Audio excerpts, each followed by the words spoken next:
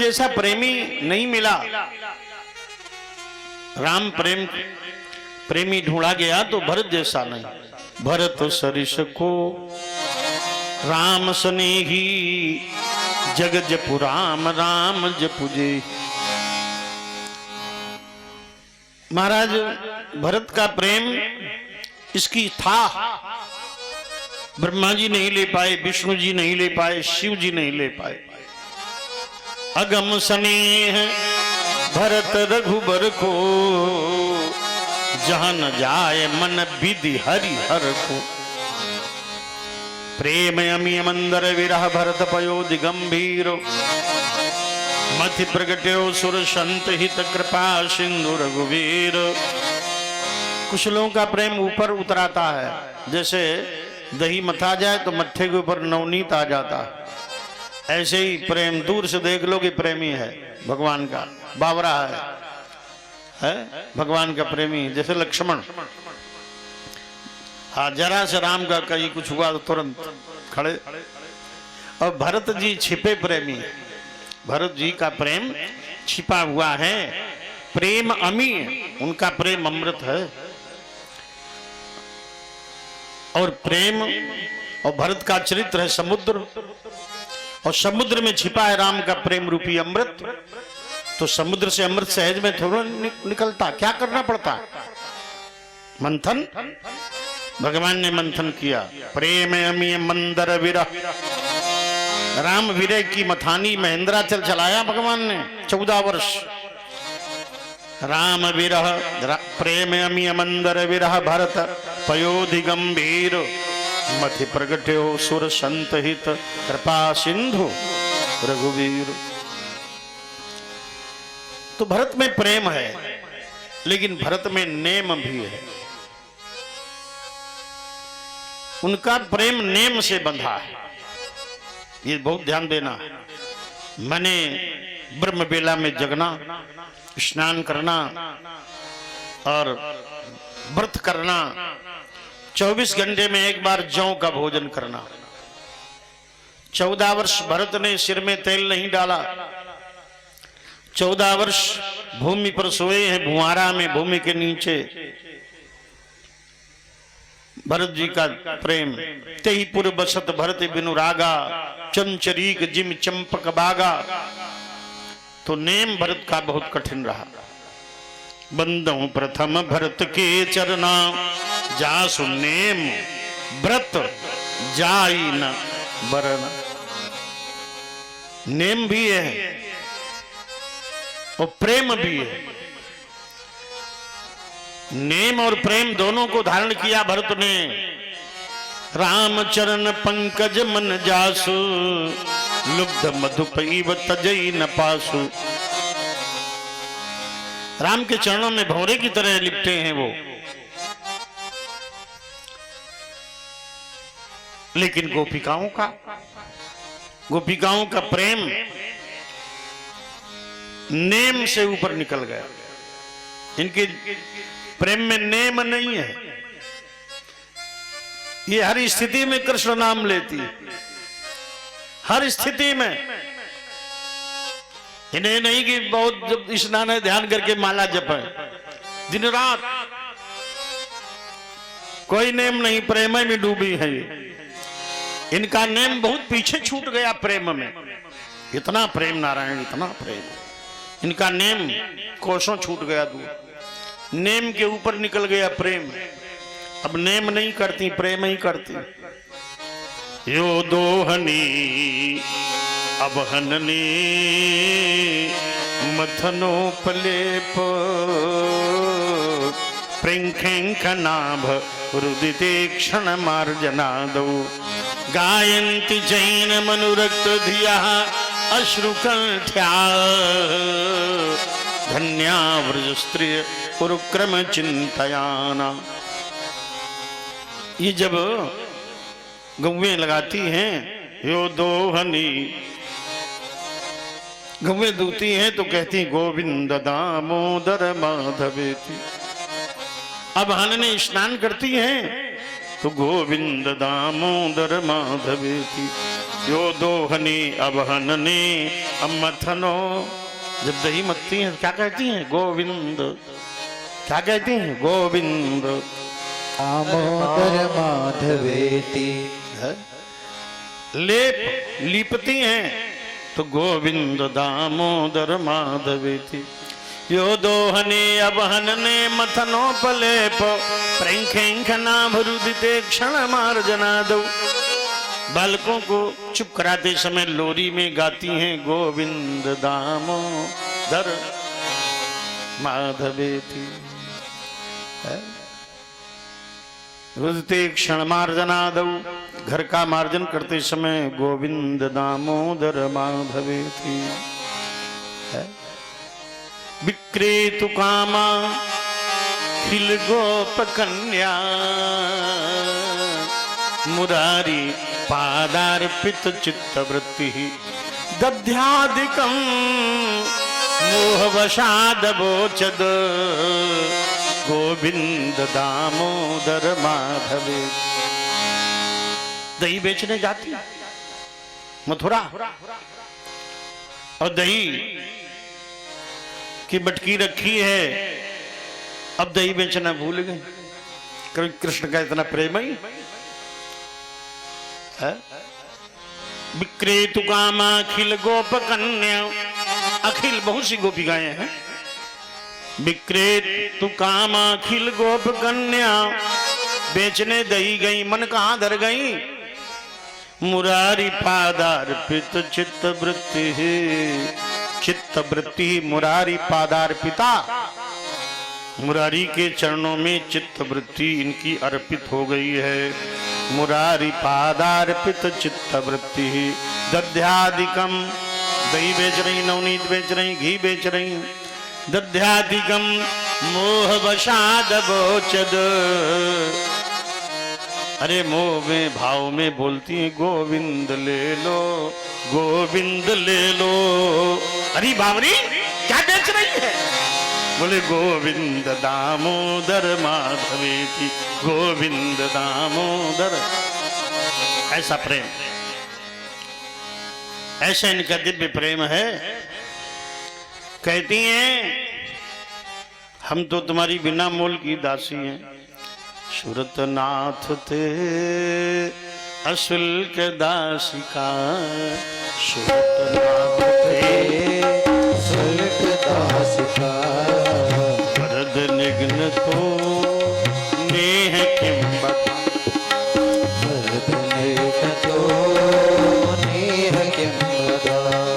हे सुरतनाथ, हे गोविंद, हम तो तुम्हारी बिना मोल की दासी, प्रेम का मूल्य, सेवा का मूल्य नहीं चाहती, लेकिन तुम तो हमारे प्रेम का वध कर रहे हो। वरद निघ्न तो नेह किम बधा, क्या इस प्रकार निष्ठुर हो जाना प्रेम का वध नहीं है? क्या शस्त्र से मारना ही वध होता है? ये जो निष्ठुरता तुम कर रहे हो ये भी वध के समान है। वरद, तुम तो वरद हो, वर देने में कुशल हो। निघ्नतो नेह किम बधा, इस प्रकार निष्ठुरता करके हमारे प्रेम का वध कर रहे हो। अरे निष्ठुर, देखिए भगवान को कठोर शब्द बोल रही है, निष्ठुर कह रही है। प्रेम है ना, अधिक प्रेम में भाषा कुछ उल्टी ही निकलती है। प्रेम नदिया की बहे सदा उल्टी धार, प्रेम में भगवान को निष्ठुर कह रही है। अरे निष्ठुर, अरे छलिया, अरे वध करने वाले बधिक, ऐसे कह रही गोपिका। ये समझो ये बहुत प्रेम से बोल रही, ये ना करें तो समझो ये हाँ कह रही, ये उल्टी ही भाषा बोलती, इनका ऐसा भाव। एक गोपी बोली कन्हैया लालन एक बिने सुनिए, तुम मेरी गली में आइए ना। भगवान बोले श्रीदामा ये न्योता दे रही, कह रही लालन एक बिने सुनिए, तुम मेरी गली में आइए ना, आइए तो मृदु मृदु मुस्काई के गाइए ना, मुस्काइए ना, गाइए तो अधराधर के मृदु बांसुरी मंजू बजाइए ना, सरसाइए ना उर प्रेम व्यथा, यदि आइए तो फिर जाइए ना। ऐसा प्रेम। एक कहती सखी हम आओ बस चले, हम आओ बस चले, तो दुनिया भर के बांसन में आग ही लगाए दी। आग लगाए उन बांसन में, बांसुरी के बारे हमारी तरफ ध्यान है नहीं इनका है? आग लगे उन बांसन में, और जिन बांसन में उपजी बसुरी, भोर ही होत पुकार करे मुई, चैन न देत दिना दशरी। कन्हैया ये तुम्हें इतना निष्ठुर होना था तो आपने हमें संकटों से क्यों बचाया? विष जलाप्ययात व्याल राक्षसा, व्याल राक्षसा, वर्ष मारुताद वैद्युतानला, वर्ष मारुताद वैद्युतानला, बर्खमयात्मजात विश्व तो भयात, विश्व तो भयात, ऋषभ ते भयं रक्षतामो, ऋषभ ते भयं रक्षतामो, विष जलाप्ययात व्याल राक्षसात्, विष जलाप्ययात व्याल राक्षसात्, वर्ष मारुतात् वैद्युतानला, वर्ष मारुतात् वैद्युतानला। हे श्याम सुंदर, हे कन्हैया, ये तुम्हें इतना निष्ठुर होना था तो विष जलाप्ययात, काली नांग के विषैले जल से आपने हमारी क्यों रक्षा की? व्याल राक्षसान, अघासुर बकासुर जैसे व्याल राक्षसों से, अघासुर व्याल था, इन व्यालों से और राक्षसों से हमारी रक्षा आपने कैसे की? क्यों की भगवान? वर्ष मारुतात, वर्षा से, देवराज इंद्र के कोप से, मारुत आंधियों से, तृणावर्त से, वैद्युतानलाद बिजली गिरने से, और दावाग्नि से, विश्व तो भयात ब्रह्मयात मजात, भ्रकभासुर से, विश्व तो भयात, विश्व के भय से, ऋषभ हे श्रेष्ठ, वयम ते रक्षिता मुहु, बार बार आपने हमारी रक्षा की है, और अब कठोर हो रहे हो, अब निष्ठुर हो रहे हो। आज हमने जाना तुम यशोदा मैया के पुत्र नहीं हो। हमारी मैया यशोदा तो बड़ी भोली है, तुम बड़े निष्ठुर हो। न खलु गोपिका नंदनो भवान, गोपिका नंदनो भवान, अखिल देवी नाम अंतरात्मा, अखिल देवी नाम अंतरात्मा, विखन सारथि तो विश्वगुप्तये, सार्वतो विश्वगुप्तये, सखी उदेवान सात्वताम, सत्वदेवान शाश्वतात्मले, न खलु गोपिका नंदनो भवान, खलु गोपिका नंदनो भवान, अखिल देनाम अंतरात्मा, अखिल देवता अंतरात्मनिक। निश्चित रूप से आप यशोदा मैया के पुत्र नहीं हो, गोपिकानंदन नहीं हो। नखल गोपिकानंदनो भगवान, अखिल देहिनाम अंतरात्मद्रक, पूरे विश्व के प्राणियों की तुम अंतरात्मा हो।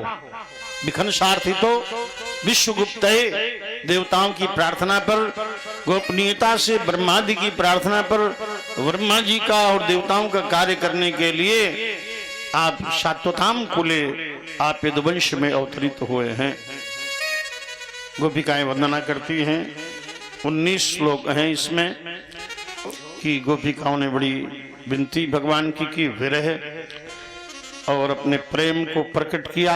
कर सरोरुहम कांत कामदम शिर सिधेना श्री कर गृहम, अपना कर कमल हमारे सिर पर रख दो। वो अपने चरण जो हम हृदय में धारण करने में डरती थी कि आपके चरण बड़े कोमल हैं, हमारा वक्षस्थल बहुत कठोर है, तो जब आपने फणफणार्पितम काली नांग के फण पर अपने चरण रख दिए, तब से हमें ढांढस हो गया कि हमारा हृदय कालिया नांग से तो कोमल है ही, तो अपने चरण हमारे हृदय में धारण कराओ। हे गोविंद, हमारे हृदय में हमारे वक्षस्थल पर ऊपर अपने चरण धारण कराओ। और हे भगवान, और अपना वो अधरामृत भी प्रदान करो। कौन सा अधरामृत? अधरामृतम, न धरामृतम यासा अधरामृतम। मने नहीं, धरा मने पृथ्वी, जो आपके अवतार के पहले अमृत पृथ्वी पर नहीं था, वो अमृत। मने नहीं, धरा मने पृथ्वी। अधरा का अर्थ होंठों से नहीं लेना। मने नहीं, धरा मने पृथ्वी, जो आपके अवतार के पहले अमृत पृथ्वी पर नहीं था, वो अमृत पान कराओ, अधरा अमृत। ये व्याख्या सुखदेव जी की है, ये नवीनी व्याख्या सुखदेव महाराज की। न धरामृतम व्यासा अधरामृतम, जो अमृत धरा पर नहीं था ऐसा पान कराओ भगवान। प्रार्थना करती। एक श्लोक और सुन लो। तव कथामृतम नमः है, तव कथामृतम तप्त जीवनम, कथामृतम तप्त जीवनम, कवि विदितम कल्मषापहम्, कवि विदितम कल्मषापहम्, श्रवण मंगलम श्रीमदादतम, श्रवण मंगलम श्रीमदादतम, भुवि गृह्णन्ति ते भूरिदा जनम्, भूरि गृह्णन्ति ते भूरिदा जनाः। बहुत प्यारा श्लोक गोपी गीत का। गोपिकाएं कहती हैं, गोविंद तब कथामृतम, आपकी कथा अमृत है। ये जो कथा हो रही है, ये आपकी कथा अमृत है। तब कथा अमृतम तब तो जीवनम, और जीवन ये दैहिक दैविक भौतिक तापों से तच रहा है। संसार में कहीं शांति नहीं मिल रही। बहुत धन पैदा करने वालों को भी शांति नहीं, बहुत पद प्राप्त करने वालों को भी शांति नहीं, प्रतिष्ठा में भी शांति नहीं। बड़ी चिंताएं, बड़े दुराग्रह, बड़ी अशांति जीवन में। कथा में ही शांति मिल सकती है, कथा ही शांति देती है। तापत्रय विनाशाय, ये त्रिताप विनाशिनी कथा है, त्रिताप मोचनी कथा है। तब कथामृतम तब तो जीवनम, ये जीवन दैहिक दैविक भौतिक तापों से तच रहा है। न जाने क्यों लोग संसार के मोह बंधनों में पड़े हैं। कथा की उपयोगिता और कथा के महत्व को वो समझ ही नहीं पाए, इसलिए बहुत से लोगों का मन कथा में नहीं लगता। संसार में, चलचित्र में, फिल्म में, नाच के कार्यक्रम में हजारों की भीड़ बिना बुलाए, फिर ये कोई व्यवस्था डेकोरेशन करने की जरूरत थोड़े वहां, वो तो ऐसे ही जाएंगे देखने। वो अज्ञानी भौतिकवादी लोग कथा के महत्व को नहीं जानते। जो अध्यात्म प्रेमी भगवत भक्त है वो जानता है कथा अमृत है। तब कथा अमृतम तब तो जीवनम, ये जीवन दैहिक दैविक भौतिक तापों से तच रहा है। तब कथा अमृतम तब तो जीवनम कभी विरीडितम, व्यासादि कवियों ने इसका वर्णन किया है। कल्मषापहम्, पापों का विनाश करने वाली है। श्रवण मंगलम, कानों में पड़ते ही मंगल करने वाली है। श्रीमदादतम, श्रीमद ऐश्वर्य देने वाली कथा है। महापुरुषों ने इसका वर्णन किया है। भुवि गृह्णन्ति ते भूरिदा जना, इस कथा का जो गायन करते हैं, गृह्णन्ति माने जो गान करते हैं, भूरिदा जना, वो लोग बहुत बड़े दानी हैं। यहाँ व्यास जी ने वक्ताओं के लिए लिख दिया, जो वक्ता कथा का गान करता है वो सबसे बड़ा दानी है। वो भी गृणंति थे भूरिदा जना। व्यास जी का मैं सादर प्रणाम करता हूँ, उन्हें दंडवत करता हूँ। उन्होंने वक्ताओं व्यास कथा व्यासों के लिए लिख दिया, वो भी गृणंति थे भूरिदा जना। गोपिकाएं कहती हैं जो आपकी कथा का गान करते हैं वो भूरिदा माने सबसे बड़े दानी हैं। लेकिन यहाँ समीक्षा का विषय मैं अपनी स्वल्प बुद्धि से कर रहा हूँ। देखिए वक्ता का तो महत्व है ही, लेकिन अगर आयोजक आयोजन न करावे, उसका भाव कथा सुनने का न बने, तो वक्ता को बोलने का अवसर कैसे मिले। और फिर आयोजक भी हों और वक्ता भी हों और श्रोता न हो तो भी कथा में उतना भाव नहीं बनेगा। इसलिए भाई तीनों की जरूरत है, वक्ता, आयोजक और श्रोता, है ना। वक्तारम पृष्ठम श्रोतम तत्पादशलीलम यथा। तो मैं आशीर्वाद दूंगा श्रोताओं को जो आप लोग कथा सुनने आए, और बहुत बहुत आशीर्वाद दूंगा चंद्रभान मिश्र को जो कथा का आयोजन कराया। तो इतने लोगों को ये अमृत प्राप्त हो रहा है, इटावा की नगरी में बरस रहा है अमृत, है? बहुत भक्त लाभान्वित हो रहे हैं। तो वक्ता, परीक्षित और श्रोता तीनों ही धन्य हैं। तो आज गोपिकाओं ने विनती की है, गोविंद जय जय गोपाल जय जय, गोविंद जय जय गोपाल जय जय, राधा रमण हरि गोविंद जय, राधा रमण हरि गोविंद जय। बहुत लोग बोलते हैं और बहुत बिल्कुल होंठ पर होंठ धरे, आवाजें नहीं आ रही। देखो जो बोलेंगे उनके पाप उतरेंगे, और जो नहीं बोलेंगे सबके पाप उतर के इकट्ठे उन्हीं पर चले जाएं। बिठूर में हमने लगभग 25 भागवत कही, तो बजते रहो धीमे धीमे। तो सवेरे गंगा जी के तट पर गए तो देखा एक बड़ा भारी समूह आ रहा है, और हरे बांस की चारपाई पर किसी को श्वेत वस्त्र से आच्छादित पुष्पमालाओं से ढके लिए जा रहे थे। पीछे लोग बोल रहे थे राम नाम सत्य है। हमने कहा आप लोग बोल रहे हो, लेकिन ये जो सिर पर लदे हैं ये नहीं बोल रहे। बोले महाराज ये मुर्दा है। हमने कहा अब हमने जाना, राम का नाम सब लेते हैं, वही नहीं लेते जो अब कहना नहीं ना लड़ाई करे कह रहे। गोविंद जय जय गोपाल जय जय, गोविंद जय जय सब लोग बोलो गोपाल जय जय, राधा रमण हरि गोविंद जय जय, राधा रमण हरि गोविंद जय जय। भजन मन में करो लेकिन कीर्तन तो जोर से करो। गोविंद जय जय गोपाल जय जय, गोविंद जय जय गोपाल जय जय, राधा रमण हरि गोविंद जय जय, राधा रमण हरि गोविंद जय जय। इस प्रकार भाव विभोर गाती हुई गोपिकाओं के मध्य साक्षात मनमत मन्मथा कोटि कंदर्प के समान साक्षात मनमथों को भी मनमत करने वाले भगवान प्रकट हो गए।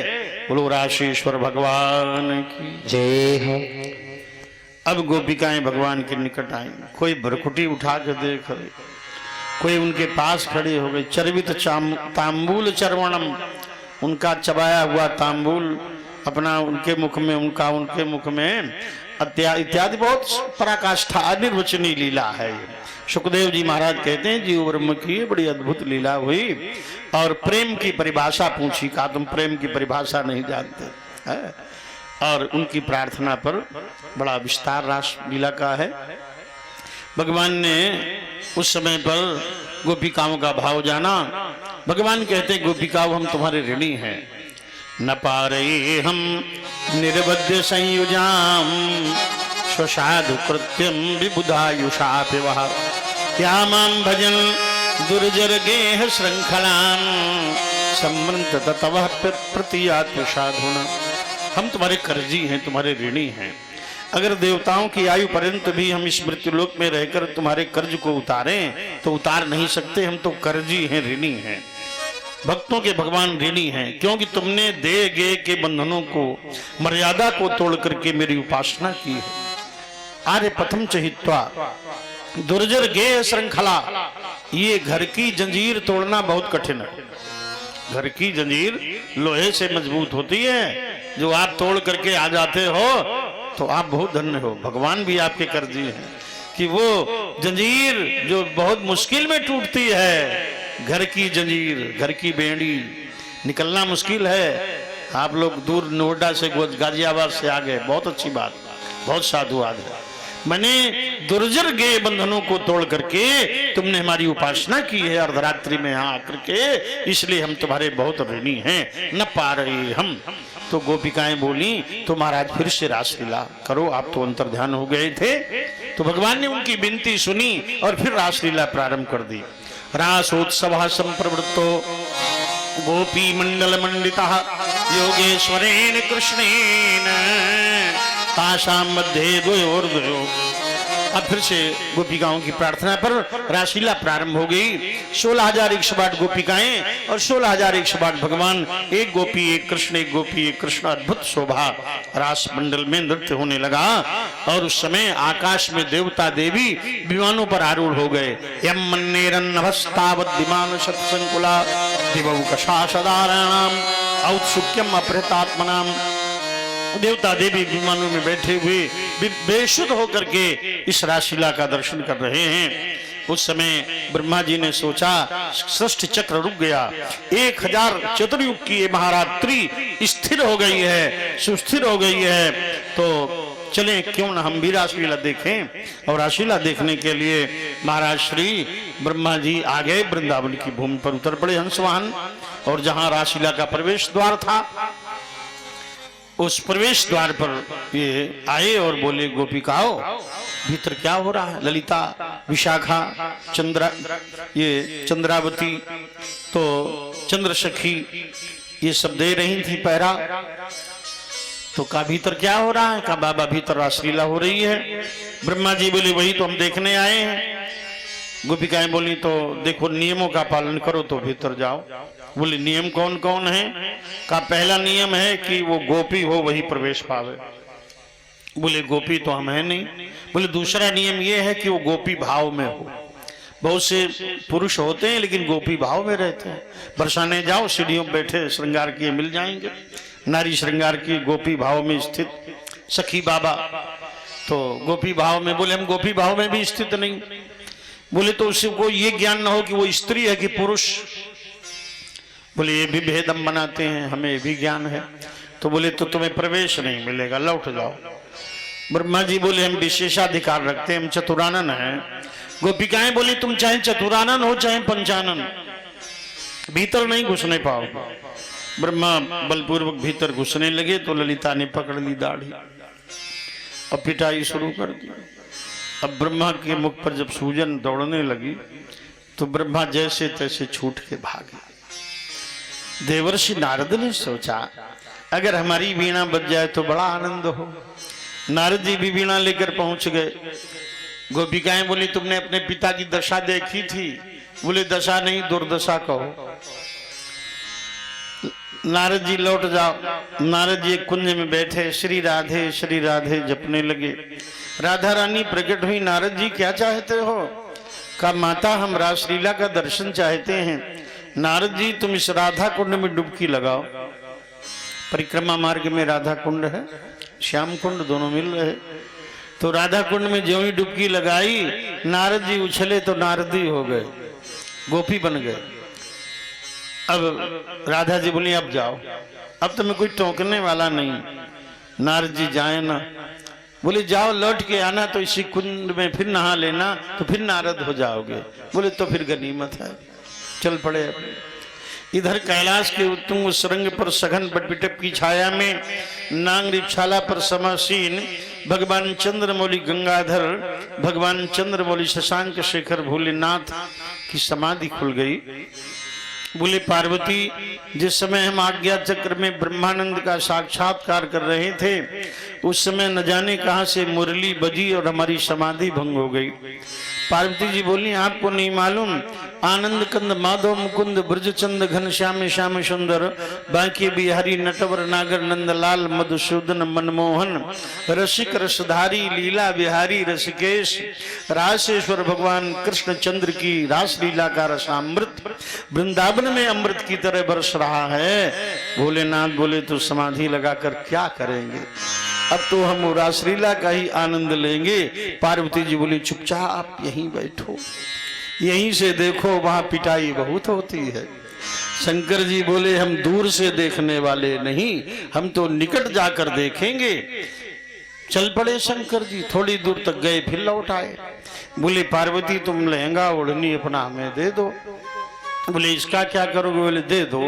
लहंगा ओढ़नी ले लिया और चल पड़े। इधर से भोलेनाथ, उधर से ब्रह्मा जी आ रहे हैं, इधर से शंकर जी जा रहे हैं। ब्रह्मा जी के मुख पर सूजन है तो वस्त्र बांधे हैं। शंकर जी ने कहा, प्रणाम दादा। बोले, प्रणाम भोलेनाथ। बोले, ये बताओ, ये कपड़ा काहे लपेटे हो?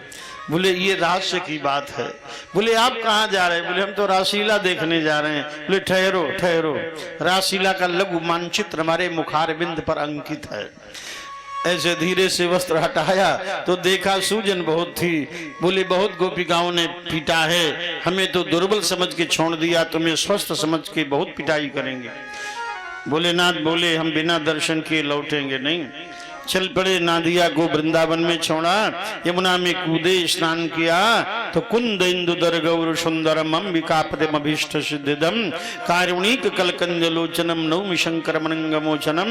बड़े सुंदर गोरे गोरे भगवान बिजली की तरह, कपूर की तरह बिजली सी कौंध गई, चपला सी चमक गई। निकले बाहर और नारी श्रृंगार किया और फिर बहुत लंबे लंबे केशों में चमेली के फूलों का जूड़ा बनाया और देवी पार्वती मैया वाला लहंगा पहना तो गांठों से ही रह गया, लंबे हैं शंकर जी। और फिर पार्वती देवी वाला वो ओढ़नी का घूंघट हाथ भर लंबा निकाला तो पीठ पूरी खुल गई। हाँ, अब आगे है पीठ खुली, पीछे जो है आगे घूंघट किए और चल पड़े। भोला बन गए भोली। नृत्यावसानी नटराज राजो ननाद डक्वाम नव पंचवारम। आज भोले अब नटवर की लीला देखने के लिए नटराज बन गए और रास लीला का द्वार जहां था 8 गोपिकाएं पहरा दे रही थी। शंकर जी ने देखा वही संवेदनशील स्थान है, वही ब्रह्मा जी मारे गए होंगे। तो भोलेनाथ एक कुंज में ही अपने पादप विन्यास के द्वारा नूपुर छम छम छम छम छूम छनन करके नूपुर बजाने लगे। तो गोपिकाओं का ध्यान गया, उस बाबरी को देखो, उतनी दूर रासलीला कर रही है। अरे बाबरी, रासलीला का द्वार इधर है, इधर आओ। भोलेनाथ बोले, कन्हैया तुम बड़े कृपालु हो, बिना मांगे प्रवेश पत्र प्राप्त हो गया। और भीतर प्रवेश हो गए और सब गोपिकाएं नृत्य कर रही थी, ये भी नृत्य करने लगे भाव विभल। भगवान कृष्ण ने देखा अपने इष्ट देव को अद्भुत नृत्य करते हुए, है भरतनाट्यम, है दिव्य दिव्य नृत्य, कथक, ये सब शंकर जी से तो निकले हैं। कथक भगवान शंकर से निकला, भरतनाट्यम निकला और फिर तांडव की बात ही न पूछो। तब तो ये नटराज हैं भोलेनाथ। तो अब महाराज बड़ा सुंदर नृत्य। तो भगवान बोले, राधा एक बात बताओ, ये नृत्य तो सभी गोपिकाओं का उत्तम है, लेकिन ये लंबी वाली बहू, इसका नृत्य बहुत सुंदर है, पता करो ये कौन से गांव से आई है। तो राधा ने अपनी एक सखी को भेजा और जाकर कहा, अरे बहू एक बात बताओ, तुम ब्रज के कौन से गांव से आई हो? शंकर जी ने सोचा, हमारा कंठ तो बहुत मोटा है, बोलेंगे तो भेद खुल जाएगा। अब वो बार बार पूछ रही, कहाँ से आई, कहाँ से आई। आवाज बनाई कुछ और धीरे महीन से बोले, हम बरसाने से आई। धीरे से बोले, कहा चलो बरसाने की बहू है। आकर के कहा, राधा रानी वो बरसाने की बहू है। राधा रानी बोली, बरसाने की कैसे बहू है? बरसाने की कोई बहू भगवान के आगे घूंघट नहीं मारती। ये कहीं कैसी नई नवेली घूंघट मार के आई है? 10-20 गोपी जाओ, इसका घूंघट खोल के देखो। परिचय प्राप्त करो। 10-20 गोपी दौड़ी, भोलेनाथ से कहा घूंघट खोलो। भोलेनाथ बोले घूंघट खुला नहीं कि मार शुरू हो जाएगा। जहाँ ब्रह्मा मारे गए थे वहाँ भैया 8 ही थी, यहाँ 16,100 है। समस्या विकट है। मजबूती से घूंघट पकड़ा और गए और कन्हैया के कान के पास मुख लगाया। काहे कृष्ण का मरवाओ चाहत हो? तो बोले बाबा तुम यहाँ करने क्या आए थे?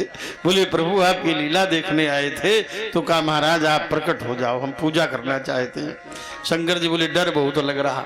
बोले नहीं नहीं प्रकट हो जाओ। अब भगवान शंकर प्रकट हुए और उस समय राधा जी ने और भगवान कृष्ण ने भोलेनाथ का पूजन किया और वहां गोपीश्वर महादेव की स्थापना की। लो गोपीश्वर महादेव की। आज भी वृंदावन में गोपीश्वर महादेव विराजमान है। और कामदेव आया, चरणों में गिरा, शरणागत हो गया, पराजित हो गया। आगे भगवान कृष्ण का पुत्र प्रद्युम्न बनेगा। गोपी जीव है, कृष्ण ब्रह्म है। और ये भगवान कृष्ण की लीला है। जैसे ये सामर्थ्यवान पुरुषों को लीला है। जैसे भगवान शंकर एक घट विष पी जाते हैं, कोई इनका अनुकरण नहीं करे। भगवान कृष्ण योगेश्वर हैं और गोपी जीव है, कृष्ण ब्रह्म है। इनके मिलन की लीला का नाम रासलीला है। महाराज श्री गोपिकाएं भगवत ध्यान करते भवनों को चली। श्री शुकाचार्य जी कहते हैं विक्रीडितम ब्रजबधूभिरिदं च विष्णो श्रद्धान्वितोऽनुशृणुयादथ वर्णयेद्या भक्तिं परां भगवति प्रतिलभ्य कामं हृदरोग्यमाश्वपहिनोति अचिरेण धीरः।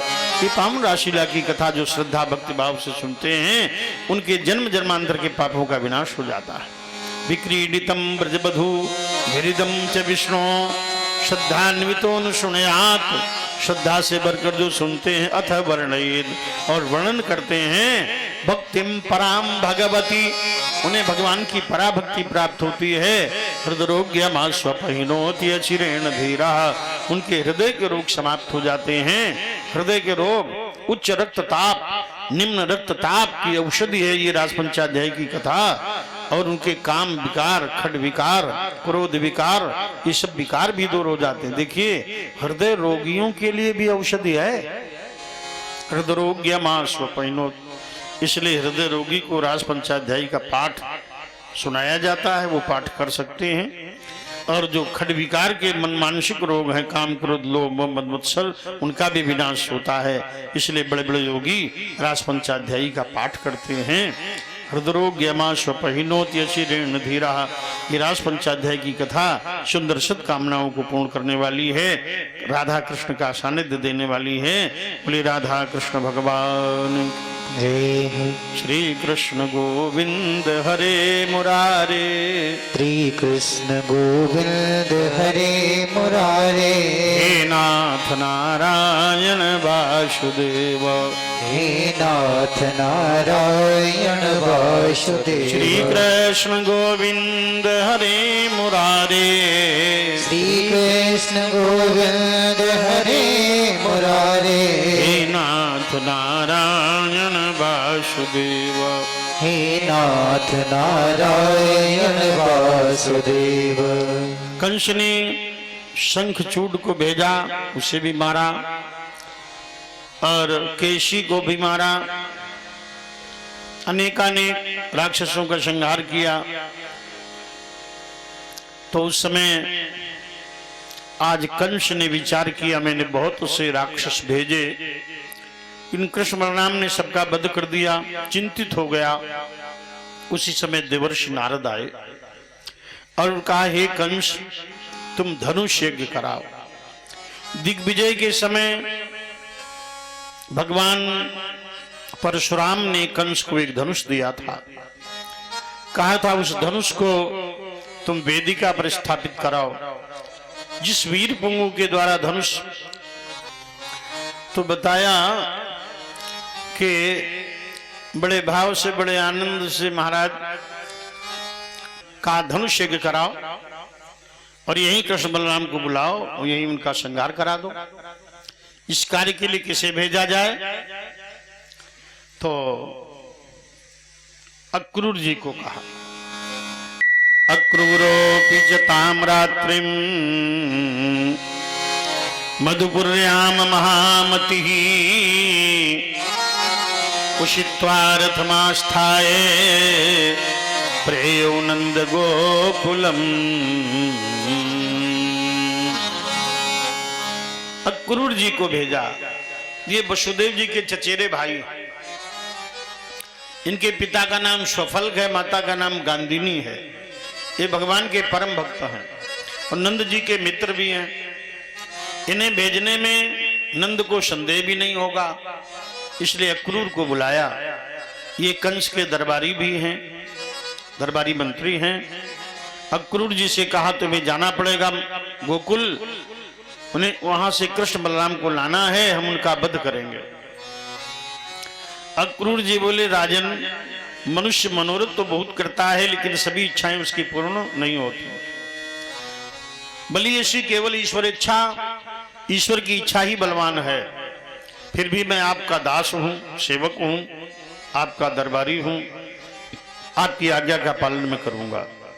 प्रातः काल ही अक्रूर जी रथ पर बैठे उषा काल में और उन्होंने गोकुल की यात्रा की। मार्ग में जाते हुए अक्रूर के मन में भक्ति भाव उत्पन्न हुआ और अक्रूर जी सोचने लगे किम मया चरितम भद्रम किम तप्तम परमं तपः किम वाथाप्यभ्यते दत्तम द्रक्ष्यामि यद्य केशवम्। मैंने कौन सा तप किया कि मया चरितम भद्रम, मैंने कौन सा कल्याणकारी आचरण किया है, मैंने कौन सा कल्याणकारी तप किया है। किम मया चरितम भद्रम किम तप्तम परमं तपः, मैंने कौन सा तप किया है। किम वाथाप्यते दत्तम, मैंने कौन सा दान किया है जिसका फल आज केशव का दर्शन होगा। सदाचार का फल भगवान का दर्शन है, तपस्या का फल भगवान का दर्शन है, दान का फल भगवान का दर्शन है। मैंने तीनों कामों में कोई काम अवश्य किया है जो आज भगवान कृष्ण का दर्शन मुझे मिलेगा। द्रक्ष्याम्यद्य केशवम्, आज केशव का दर्शन होगा। मयि ममाधमस्यापि स्यादच्युत दर्शनम्, मुझे अधम को क्या भगवान मिलेंगे? मैं तो बड़ा अधम हूं, क्या मुझ अधम को भगवान मिलेंगे? अक्रूर जी अधम नहीं है, अक्रूर जी परम भक्त हैं, लेकिन आज अपने को अधम कहते हैं। जो महापुरुष होते हैं अपने को बहुत छोटा बताते हैं। हनुमान जी ज्ञानियों में अग्रगण्य, बुद्धिमानों में वरिष्ठ हो। हनुमान जी क्या कहते हैं? एक मंदमय मोहवश कुटिल हृदय अज्ञान, पुनि प्रभु मोहि विसारिहु दीन बंधु भगवान। कहु कवन में परम कुलीना, कपि चंचल सब ही विधिहीन। प्रातले जो नाम हमारा, ता दिन ताहिन मिले ही आहारा। या हनुमान नाम लेने की मनाही नहीं है, बानर नहीं कहना चाहिए, बानर हनुमान का नाम लो। असमय अधम सखा सुनु, हनुमान जी ने अपने को अधम बोला। असमय अधम सखा सुनु, ताहू पे रघुबीर। कीन्ही कृपा सुमिर गुण भरे, बिलोचन नीर। देखिए भरत जी क्या कहते हैं? कपटी कुटिल नाथ मोहि चीन्हा, ताते नाथ संग नहीं लीना। कपटी कुटिल मोहि प्रभु चीन्हा, कपटी और कुटिल अपने को कहते हैं। महाराज देखिए शिवरी, शिवरी परम भक्ता कहती अधम ते अधम, अधम ति नारी, तिन मह में मति मंद गंवारी। तो न मतिमंद है न गंवार है। भगवान ने उसकी प्रशंसा की, कह दिया सकल प्रकार भगति दृढ़ तोरे। तुलसीदास जी कहते हैं मैं मतिमंद गंवार, और जबकि बड़े वेदांती हैं, ज्ञानी हैं। तो ये भक्त अपने को बहुत छोटा कहते हैं। आज उन्हीं भावों में अक्रूर कहते हैं मैं तो बड़ा अधम हूं, मुझ अधम को क्या भगवान मिलेंगे, मैं तो बड़ा पातकी हूं। ऐसे भाव में भरे हुए अक्रूर जी जा रहे हैं। सहसा विचार किया, क्रूर कंस हमारे भतीजे कृष्ण बलराम का वध करा देगा, इसलिए मुझे जाना नहीं चाहिए। उन्होंने रथ मथुरा की ओर वापस कर दिया। फिर विचार आया, कंस हमारा वध कर देगा यदि मैं खाली हाथ गया। भगवान कृष्ण ब्रह्म है ऐसा नारद जी ने बताया, गर्गाचार्य जी ने बताया, वो कंस का वध करेंगे, धरा का भार उतारेंगे। गोकुल की ओर चल पड़े। भाव मंदाकिनी में विभोर प्रातः काल से चले सायंकालीन बेला में महाराज अक्रूर जी गोकुल पहुंचे और उस समय भगवान कृष्ण और बलराम गौशाला में गायों को देख रहे थे। महाराज उस समय पहुंचे। ददर्श कृष्णम च रामम च ब्रजे गोदोहनम गतौ पीतनीलांबरधरम शरदंबुर्वेक्षण किशोरौ श्यामल श्वेतौ श्रीनिकेतौ बृहद्भुजौ। ऐसे सुंदर कृष्ण बलराम को देखा। नीलांबरधारी गौरांग भगवान बलराम और पीतांबरधारी कृष्णांग श्यामलांग महाराज कृष्ण देखा। ददर्श कृष्णम च रामम च, रथ से प्रणाम किया। रथ पर बैठे ही वंदना की। गोधूल धूषरित कोमल कांत वेशम गोपाल बालक शतैरनुगम्यमानम सायंतने निज गृहे पशुबंधनार्थम गच्छन्तम अच्युत शिशुं प्रणतोष्मि नित्यम। महाराज प्रणाम किया, रथ से कूदे। रथात् पूर्णम अवपुत्य शोक्रूरः स्नेह विह्वला पपात चरणोपान्ते दंडवत राम कृष्णयोः। दंडवत राम कृष्णयोः, दंडाकार भगवान कृष्ण बलराम के चरणों में लौट गए। भगवान ने उठाया और कहा, चाचा क्रूर, मेरी माता देवकी के बापू वसुदेव के क्या समाचार हैं, आप अवगत कराएं। महाराज अक्रूर नेत्रों में सुभर कर कहते हैं, कंस ने दोनों को महान वेदनाएं दी हैं, कारागृह में डाल दिया है। भगवान ने दाहिना भुजा उठाकर कहा, चाचा क्रूर, अब वो दिन दूर नहीं जब राक्षाधम का कंस का वध होगा और धरा पर मानवता का ध्वज लहरा जाएगा। बोलिए कृष्ण बलराम की जय। और सानंद भवन में लाए। नंद बाबा ने मित्र की तरह स्वागत किया। सुखोपविष्टा प्रेम के राम कृष्ण रूमानिता, बड़ा सम्मान किया कृष्ण बलराम ने। सुखपूर्वक परंग पर बैठे हुए महाराज श्री अक्रूर जी ने नंद बाबा से कहा, सांझ समय अक्रूर ने कही नंद से बात, धनुष यज्ञ को देखने मथुरा चलिए प्रात। ये आज्ञा है मथुरेश की, अवश्य चले ही आए, कृष्ण और बलराम को अवश्य साथ में लाएं।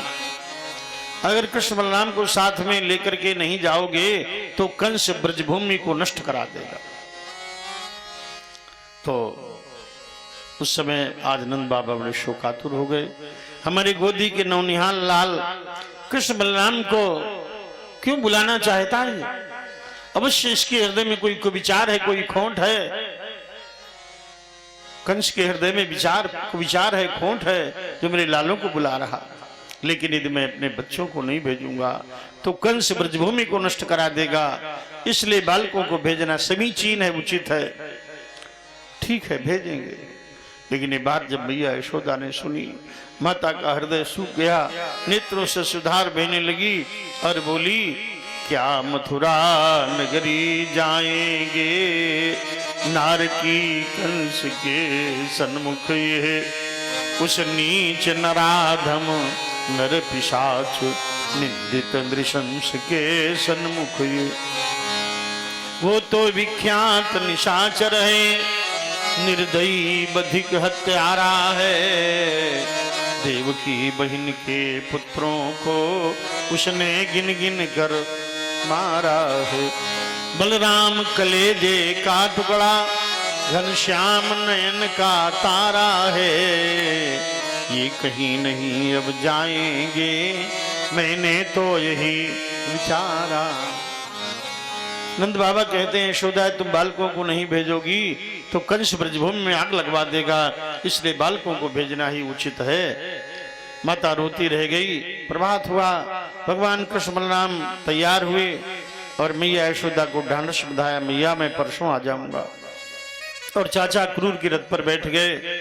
अब नगर में नंद बाबा ने सूचना प्रसारित करा दी, कंस के यज्ञ में कर देने के लिए सभी लोग दही माखन नवनीत लेकर के चलें, भेंट लेकर चलें।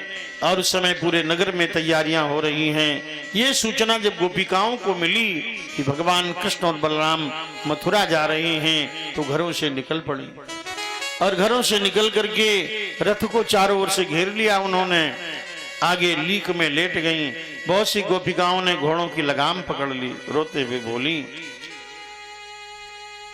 आज विकल गोपिकाएं कहती हैं, अहो विधाता न तब क्वचित दया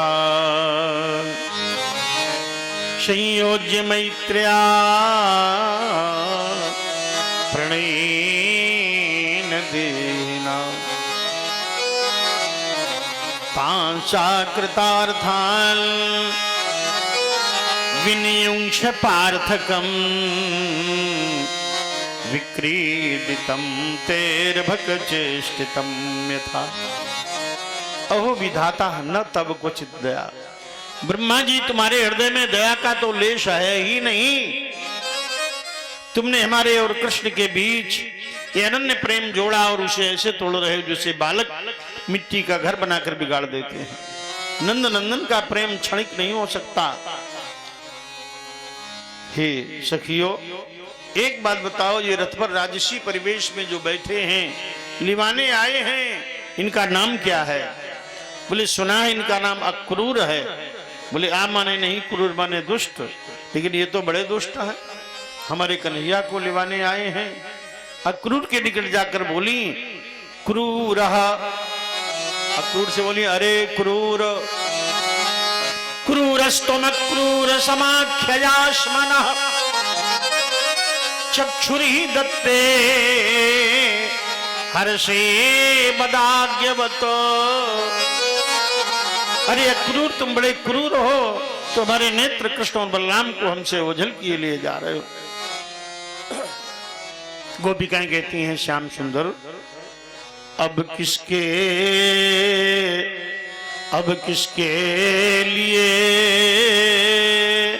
मटकियों में माखन हम रोज जमाएंगी, किसकी मुरली सुनने को हम कुंजों में दौड़ी जाएंगी।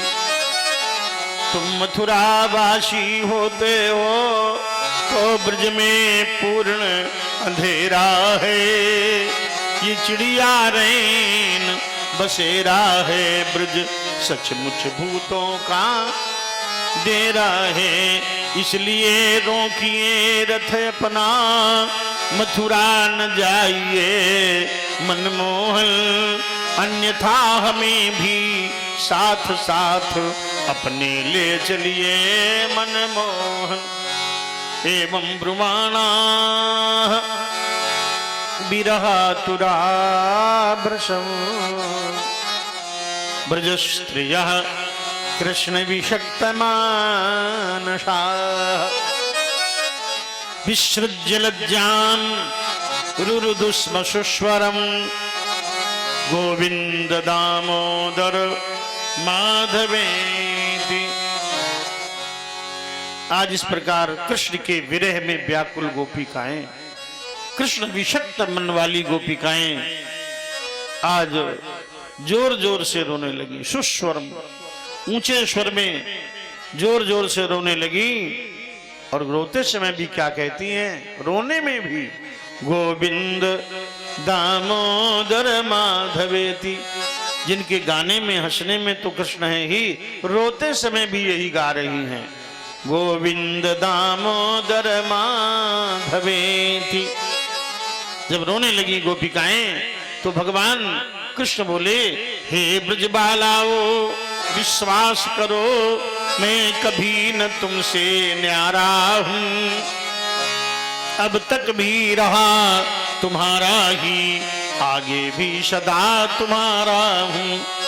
इसलिए हटो रथ जाने दो, रहने दो मन में ही मन की, ब्रज जननी की है शपथ तुम्हें, सौगंध तुम्हें ब्रज नंदन की। और जब अपनी शपथ दे दी तो गोपिकाओं ने मार्ग छोड़ दिया और अक्रूर ने हवा की तरह रथ भगा दिया। रथेन वायु वेगेन कालिंदी मगनाशिनी, यमुना के तट पर जाकर रथ रुका। कृष्ण बलराम ने आचमन किया और महाराज कृष्ण अक्रूर जी ने यमुना में स्नान किया। जो ही डुबकी लगाई तो महाराज अक्रूर जी देखते हैं जल के भीतर सहस्र शीर्षम देवम सहस्रफण मौलिनम नीलांबर विश्वेतम श्रृंगैश्वेतम अवस्थितम। देखा हजारों फण वाले शेषनाग जल के भीतर शोभायमान हैं। तस्योत संगे घनश्यामं पुरुषं वनमालिनं, शंख चक्र गदा पद्मैर अभिव्यक्त चतुर्भुजम। शेषनाग की शैया पर चतुर्भुज नारायण शोभायमान। जल के भीतर में क्या देख रहा हूं? उछले तो रथ पर देखा कृष्ण बलराम नहीं है, कृष्ण बलराम की जगह शेषनाग और नारायण है। फिर उछले, फिर डूबे, हर जगह जल में भी कृष्ण बलराम की जगह नारायण और शेषनाग, रथ पर भी नारायण और शेषनाग, शेषनाग की सैया पर नारायण